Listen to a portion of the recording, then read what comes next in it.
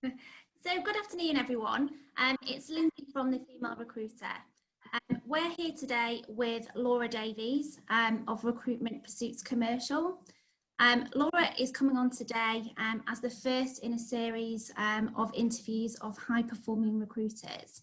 And Laura specifically has come on today to discuss her experience of recruitment during the pandemic. Laura is someone that I've worked really closely with. She's definitely had her ups and downs, but she also managed to have her best ever month during the pandemic. So Laura has got absolutely tips and experiences to share with you. So first of all, Laura, could you introduce yourself and your business to us? Yes, I'm Laura Davies and I am the Managing Director of Recruitment Pursuits Commercial. I set the company up almost 3 years ago now, and I've worked in recruitment for 20 years. So I've worked with lots of different sectors, starting off with temporary recruitment for Brook Street, working through to commercial, engineering. I did some work with training providers, so I've done a whole cross-section of different things.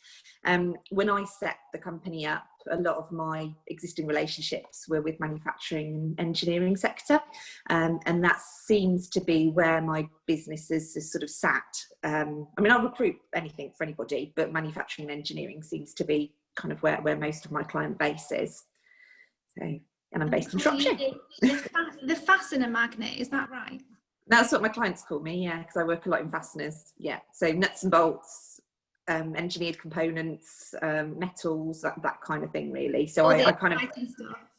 You what, sorry? All the exciting stuff. Oh, yeah, riveting. Yeah.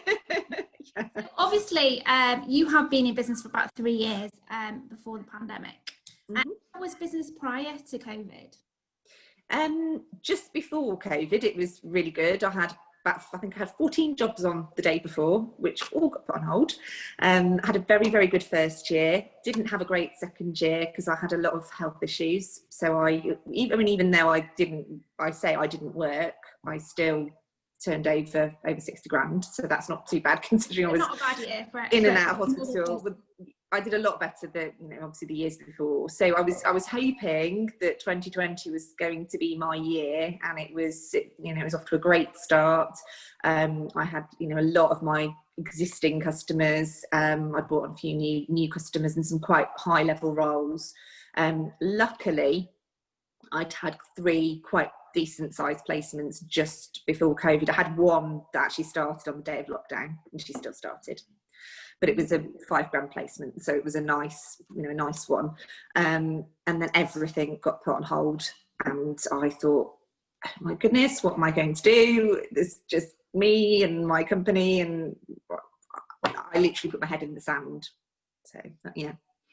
And did you continue to work, or did you furlough yourself? What did you do?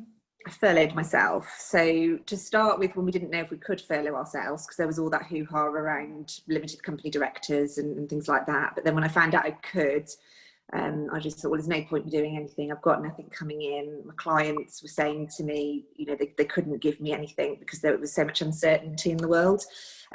So I did a garden revamp. So I literally, obviously I've got 2 children. They're 8 and 12. My husband was at home because he's a teacher. So sorry, you can hear the cat in the background as well.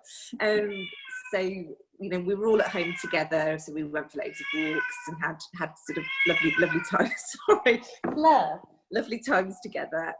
But I really did sort of dedicate myself to the garden. And then I actually had a client reach out to me. I think it was about 7 weeks in, something like that, but it was sort of quite a long time in. And I found out from my accountant I could unfurlough myself for a week and then be furloughed for 3 weeks. So I did that.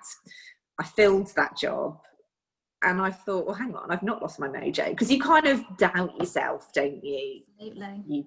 You go from sort of being full on, really busy, loads of clients, loads of candidates, really sort of doing everything. So I found him 4 great candidates. He was really happy. He could have offered all 4, which was a lovely position to be in. He offered one. We couldn't have a start date, but I knew that I'd done that. And it was a confidence boost, wasn't it? Yeah, it's what I needed. And then I had another client reach out to me and I did the same thing again. I took myself off for a week. And then I just thought, hang on, what am I doing? Because I can pick jobs up, because I have got people coming to me. And one of the clients I was dealing with was in the PPE industry. So obviously they were booming. So I had a few more jobs on with them. And then I noticed something. I got back on LinkedIn, because obviously during this time, I'd been working with you to sort of increase my LinkedIn presence, which was a massive, massive part of everything. So I'd kind of gained my confidence. I put, I've got videos ready to go. Obviously I didn't post while I was furloughed, but once I took myself off. And then I reached out to somebody who I knew on a personal level. They'd sold our house for us, and also we'd purchased this house from them. So it was a local estate agent. I didn't know how big it was going to be. I just noticed he was recruiting and just sent a really cheeky message saying hi. And he said, "Oh, I'd forgotten what you do for a living." And the next day I was on the phone to his ops director, giving me loads of jobs. So completely unfurloughed. My husband thought I was mad, unfurloughing myself completely, but I thought, no, I'm going to do this. And to date, I've filled 9 vacancies with them. And it was a brand new client, never recruited in the estate agency industry in my life. Not the best fees, because obviously you can't really an estate agency, but still regular business. So that's kind of where it started. So you proactively reaching out to them as well, wasn't it? So yeah. The first vacancy that came in when you were furloughed, they came to you. But once you got your confidence back, you proactively reached out to that estate agent, and you wouldn't have had all that business, and you wouldn't have got your mojo back and started doing your sales. No. I also had another client that reached out to me, who was one of my biggest clients, who'd moved to another company, and he gave me a job that he shouldn't have given me at the time, because they were working with another, you've heard this story lots of times, working with another company. And this is a huge global multi-billion-dollar company. So for me to get my foot in the door, even to just talk to the company, was amazing. And I've now filled the job, which was a supply chain manager, like a very, very specialist SAP specialist job, which the guy who introduced me, he calls me the mermaid hunter, because he said that to his director. So they weren't going to give it me. They were working with Jonathan Lee, and they'd always worked with Jonathan Lee, but he will now never ever use anyone else again. And I have that in writing. So yeah, so confidence. Absolutely, it's such a big. Once you got that confidence back, you started doing lots of speccing and lots of proactive stuff, didn't you? So you didn't just wait for the jobs to come in. No. Are one of the sort of busiest, hardworking ladies that I've ever come across in my life. Bless you. Both kids at home when your husband went back to school as well, and not only were you taking loads of jobs, interviewing loads of candidates, you were on the phone and on sort of LinkedIn and email specking out.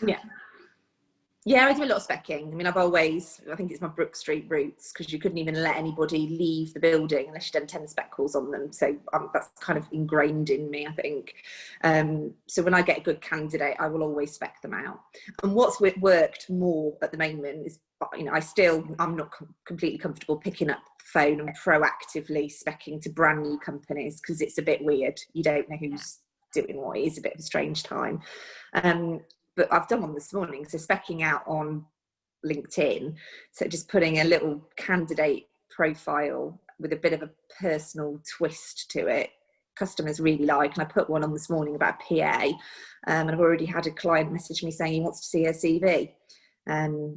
But specs are so easy, because your candidate will help you. Your candidate will tell you who they want to work for, who they don't want to work for, who the competitors are.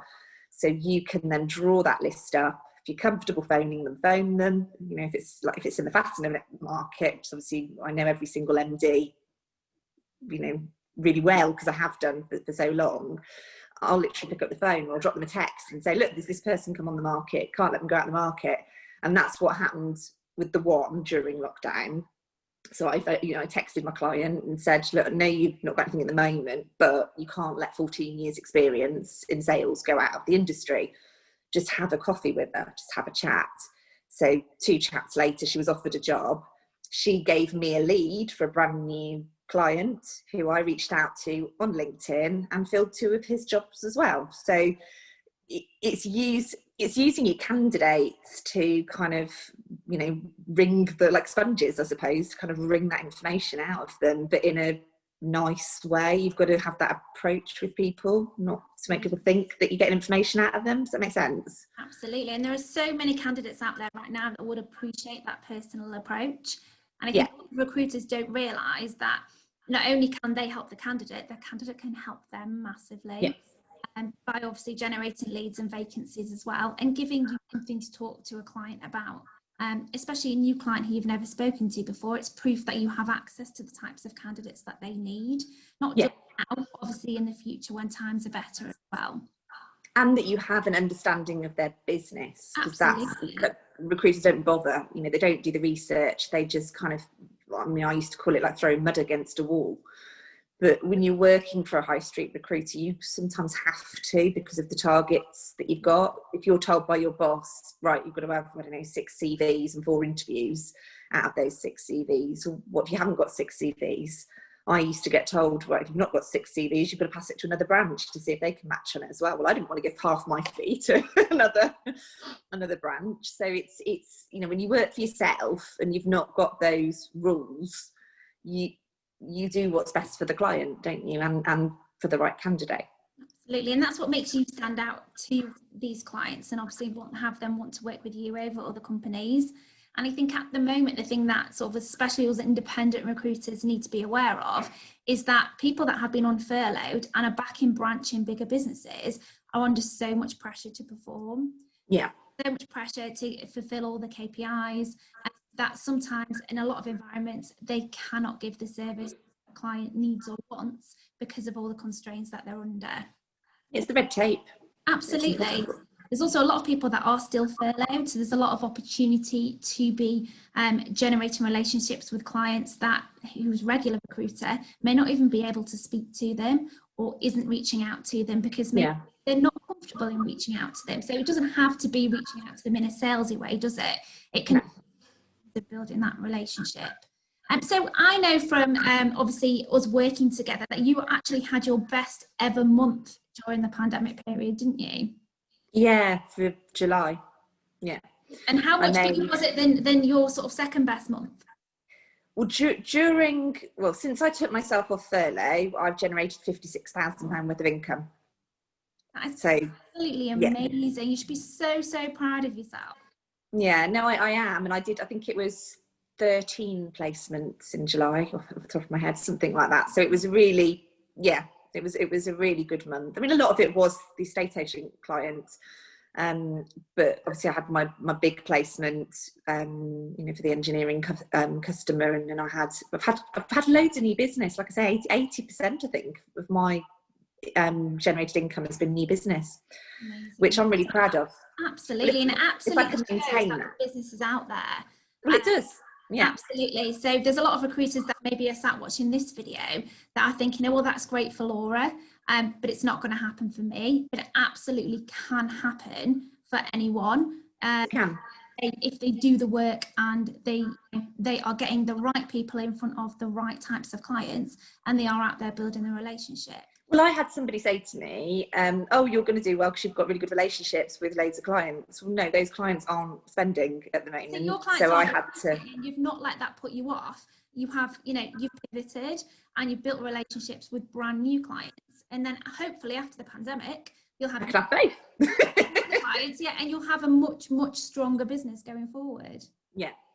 I won't have to rely. I mean, I probably have, since I set my company up, relied on 2 or 3 customers that if I'd have lost them, I'd kind of gone, because that's where my income was. There was one particular client that probably gave me 2 or 3 vacancies a month, you know, quite regular business.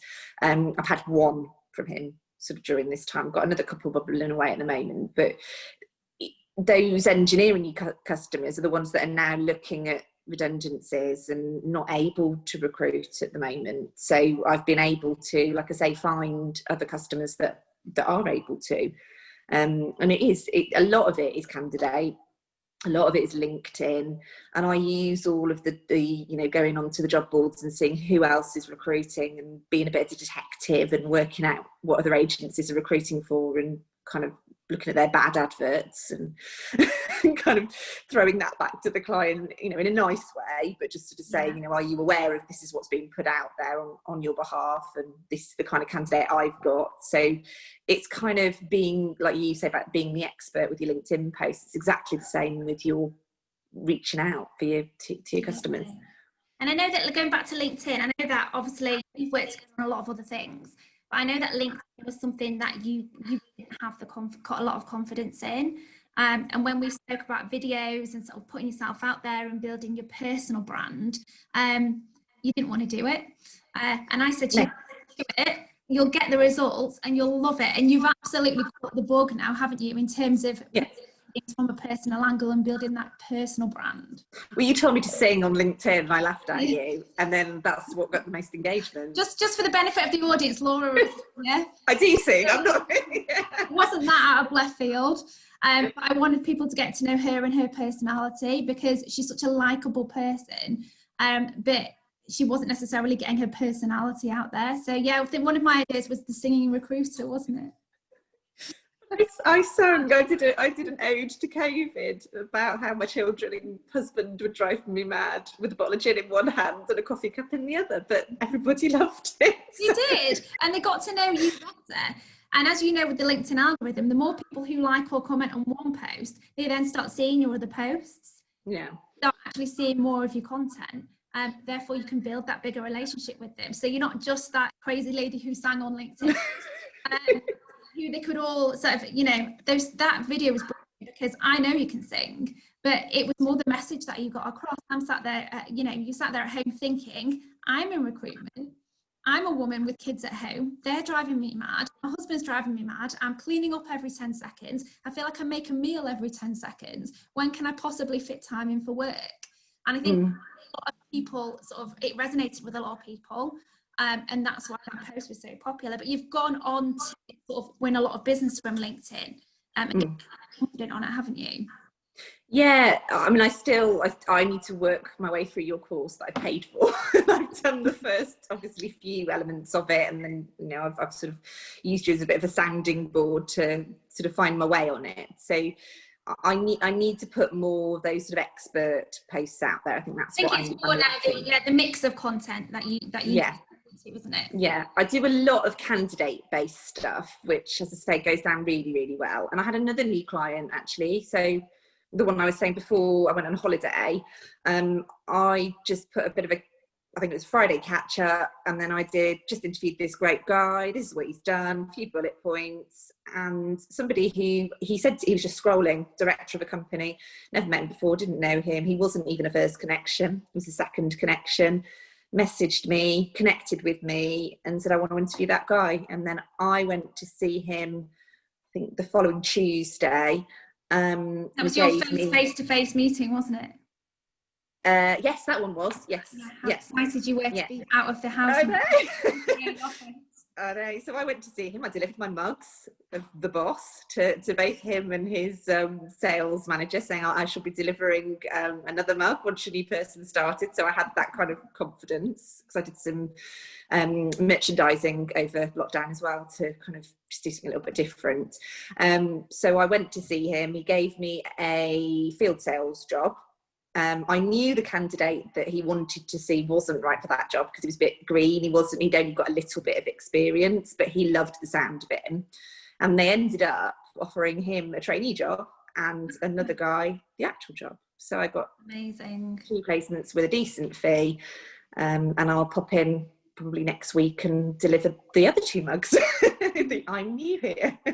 Amazing. And that just shows how, even if a candidate isn't perfect for the role, it can still open the door and build a relationship with a new client. And obviously in that particular instance, it was win-win, because you ended up placing both candidates with a client from one LinkedIn post. I mean, that's the power of LinkedIn, isn't it? One LinkedIn post, you know, it gave you 2 placements. So it wasn't even a connection.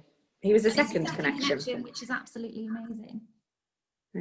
Yeah, but that's what it's all about. Massively proud of yourself, because I know that you're one of those people that, you know, you are so successful, but you're so modest. You would never say I'm brilliant, because you're such a lovely lady. But you have massively put the work in, and you've really done work on yourself and your confidence and sort of putting yourself out there. But you've done it all in a massively stressful time, with 2 kids at home, with sort of all the pressures of COVID as well. So I think there's a hell of a lot that the other members of the group can really learn from you. And I think that you really are so inspiring to other people that have maybe, you know, seen their client base disappear, or maybe they're starting out brand new and they haven't got any clients and they don't know if they should be approaching candidates yet because they haven't got clients. I think you are a sort of a massive success story that they can really aspire to, and they can learn from. So what would you say are your top tips for other members that may be struggling right now? Spec. Engage with as many candidates as you can, even if you haven't got anything for them, and just get registering, get talking to them, just do things the old-fashioned way. And LinkedIn, again, engage with as many target client contacts as you can, like their posts, reach out to them, and consistency on LinkedIn. Don't be scared of video, put yourself out there. Don't overthink it. That's my biggest tip, because I used to just be a nightmare, as you know.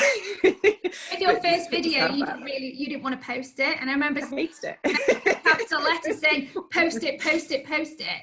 But once you do and you start getting the positive feedback, I don't know if it was your first one, that there was a target client that you had been after for absolutely ages, who, once you started doing your sort of regular stuff on LinkedIn, he kind of popped up and liked your post. Yeah. And I remember getting a DM from you saying, "Oh my God, I've been trying to get in touch with this guy for ages." Yeah.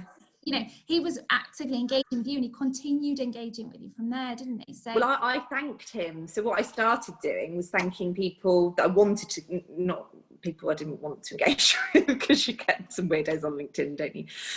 But thanking people who I wanted to be engaging with for liking my post, and kind of just opening that door ajar, not selling to them.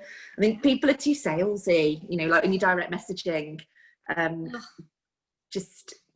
Well, yeah. You know, we've got a webinar next week on how to attract leads on LinkedIn without direct messaging, because I think you feel that you have to send direct messages, but they're not sending direct messages to specific people. They're sort of ending up spamming hundreds and hundreds of people. They're wasting loads of time, and they're not standing out because every recruiter is doing it.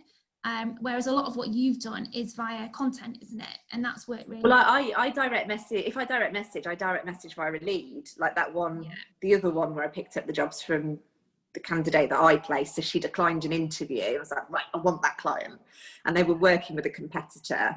And that one, I mean, he, bless him, he was absolutely singing the praises. They're looking at moving into bigger premises, and he said he'll never use anyone else again, and that's what I've been getting from people. People keep saying, well, you're different, and I don't see myself as different. I just see myself as doing what I say I'm going to do. Does that make that? Which a lot of people don't, and it's not necessarily because they're not good at what they do, but as we said, if they're working for a business or in a branch and they're under massive pressure, they don't necessarily deliver on what they say they're going to do. So when you do it, it's just part of who you are. It's your personality. And that's why getting your personality out to the clients in terms of building relationships is absolutely key, isn't it? Oh, I talk utter rubbish to my clients, but they love it. But then I love your little avatar. I like your avatar that you use. That's because I don't like taking pictures. I see all these glamorous women all over LinkedIn, and I just think, well, that's not me. That's not what I'm about. And what people have liked, I've been doing candidate avatars as well, which has kind of gone. Oh, I like those. You get them to create them themselves. Against it themselves, which is again putting the onus on them, and then that makes them not think, because I am buying into them, but that makes them sort of really sort of trust me, and they open up to me. It's loyalty as well, doesn't it? Because obviously any recruiter can tell them that they're going to help them. Yeah. And if they, you know, genuinely know that you are going to help them, that you're going to do what you tell them that you are going to do, and that you're going to keep them updated, they are much more likely to be loyal to you and your clients than other recruiters who just aren't getting back to them. Yeah. I mean, I feel really bad. I wasn't very well last week, so there's a list as long as my arm of people I've got to go and contact, but I just had to switch off for a few days, but I just feel awful when I don't do what I say I'm going to do. Do you just mean? Because you think your reputation's then going to drop because somebody's going to say, "Oh, she doesn't come back to you." Absolutely, but we're all only human, aren't we? And I know for a fact that you'll make sure all those people are contacted. Absolutely, I've contacted 2 this morning. Well, that PA this morning was one of them, and I've already put the post up for her. And as I say, I've already got some engagement on it. And you also know that candidates are your best advertising as well. So if you treat candidates really, really well, they will quite often go on to be the client, become the client, or they will tell other job seekers about you, or alternatively, you'll get a lead elsewhere because they will tell someone they've had a good experience as a candidate. A candidate testimonial is worth 10 client testimonials, because how you treat your candidates is absolutely key. Yeah, and what I've made sure I've done is got as many testimonials as I can over lockdown, because again, it shows how I work with them. I mean, I always used to meet my candidates. I can't at the moment. And genuinely, it hasn't actually made that much difference to me, because I like to think I'm a very good judge of character, having done the job for so long. And I always say to my client, it's not just about can the person, well, obviously the first thing, can they get there, unless they're working remotely. So can they get there? Can they do the job? But really the main thing to me is, will they, ethically and sort of, I suppose, culturally fit into the business? And again, one of the new clients, the one I picked up from the candidate lead, so I'd filled the interview for the job, and she got the job, so she went in the next day. And while I was with him, I said, will you consider a wild card? Because I'd interviewed somebody, and I just thought, she's amazing. I don't know where to put her. I've got no idea where to put her. But she's a brilliant, brilliant candidate, and she was nothing like what they'd asked for. And I just said to him while I was sat there, I just went, look, will you consider a wild card? She lives over the road. She's got all this experience in sort of admin, process, sales, that kind of thing. And he said, well, go on then. And they offered her the job as well. But he trusted me. So he trusted my judgment based on, he said it was meeting me. He said, because I was passionate about my candidates and passionate about the business that I do. And because I'd already submitted him one CV of somebody that was what he'd asked for. Do you know what I mean? So don't be afraid to challenge a client as well, because one of my first placements, no, hang on, I'm trying to work out what it was. No, it was further on. So after I'd unfurloughed myself, there was a customer that I knew of because they'd worked somewhere else, was another fastener client. And he asked me for a sales executive, and I found him 3 sales executives. And I'd taken on board what he'd been talking about, because he and his business partner were more sales focused, and I knew that from having worked with them. I think I actually placed one of them at their previous company. And I said, what about a buyer? Because I could tell that they were being pulled to other areas of their business. And sometimes clients don't even know what they want. They ended up recruiting a buyer. What they want isn't necessarily what they need, is it? No, they needed a buyer. They needed somebody to pull that part away from them, so that they weren't doing all of the purchasing, supply chain. They could do their sales, because they were the best people to sell their business. So I think what I do that's probably a bit different is I kind of, clients like it most of the time, but I won't just say yes. I will throw things back at them. I'll consult with them. I will challenge them. Like if they give me a job spec and it's not the right job spec, I'll tell them, and I won't be afraid to do so, because I think that's where consultancy comes in, isn't it? Because there's so many recruiters, especially if they're working within a business, within a branch, that will just say, send me a job spec, and they'll just be so happy to have that job that they won't ask any other questions.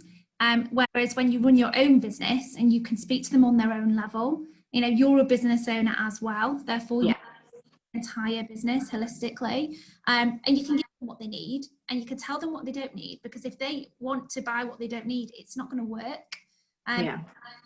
Someone in with them that is going to positively affect their business, don't you? Well, I knew that they will, I know they will need the salesperson, but they're moving, so at the moment they've only got one desk. So that clearly that's what they needed, and she's made such an impact on their business and doing really, really well there. When they move, then I'll get more jobs from them. So it's just, I don't know, it's about standing out from the crowd, isn't it, really, and just sort of being there for your clients as well, especially during this time. Because that's the other thing, when I'm not just filling a job for them. I do consult with them and I do support them. And, you know, I joke about being a shrink to a lot of my clients. I genuinely am. They phone me, you know, I get text messages from clients at 9, 10 o'clock at night sometimes saying, oh, I've got this situation. I need to make this person redundant. Can you help?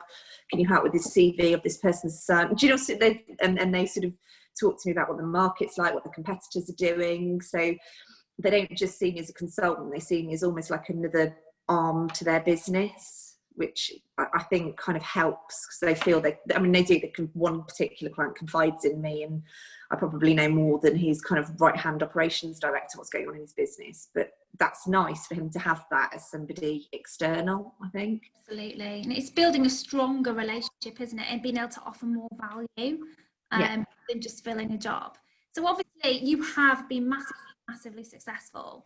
I don't know of another recruiter that has been as successful as you during the pandemic. I absolutely don't.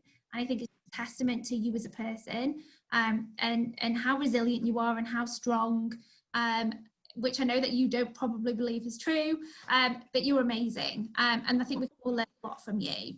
How do you feel about your business now? I feel my business is really strong. I'm not worried when I haven't got jobs on, because I don't need jobs on. I just need good candidates. So I feel that I've kind of forged the sort of business where I can spend time doing what I need to. Yes, I felt bad about having last week not working, but I still had a placement. So it was still, something's happened. And you've got, at the end of the day, you've got to take time for yourself. So I know you went on holiday the week before and still worked. I had 5 placements while I was on holiday. And obviously, you know, we're not machines, so we do need that sort of self-care element in that time. Yeah. For ourselves, don't we? Especially as a business owner when the business relies on us. You've got to have that balance, which I don't think I particularly had before. And I think actually COVID's made me realise I can cope with a lot more than I thought I could cope with. But it also made me realise that I was quite reliant on my customers. So it put me out of my comfort zone completely, which I like. And it took me back to my old days of having to go and find new business. And it's really funny because last year I went to a networking group, because a lot of my business is in Wolverhampton, Dudley and those sorts of areas, and Walsall, and I'm based in Shropshire.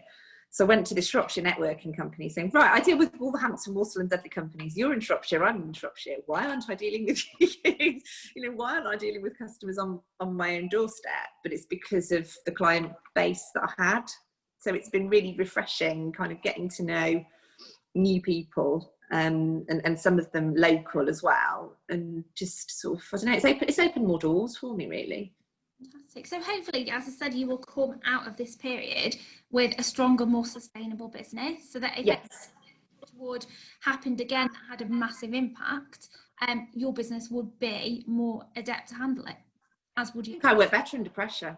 I think you become a bit, and you probably know, when you work for yourself, you do become a bit complacent. Absolutely. You know, you start thinking, I'll go for coffee with a friend, or I'll do this, my hair done, or, you know, you do, but you can, and there's no reason why you can't, because then you just work later when the kids have gone to bed, because you can do that obviously when it's your own. And to be honest, I find getting hold of candidates, I don't know what you're like, but getting hold of candidates at night is actually a lot more successful than trying to call them obviously in the day when they don't want to talk to you. So you make it work, don't you? Yeah. Absolutely. Well, thank you so much for sort of sharing your story with us today. And as I said, I think there's so much that inspire other members. And I think your story is testament to the fact that there is business out there if you're willing to go out and find it. But you don't necessarily have to be out there sort of hitting the phones with cold calls. There are other ways to do it. There are more intelligent ways to do it. And that obviously candidates are key. And the one thing that we have a lot of at the moment is great candidates, but we can obviously use them to generate great clients as well. Yeah, absolutely. Yeah. So thank you so much. And I will speak to you soon. All right. Take care. Bye. Bye.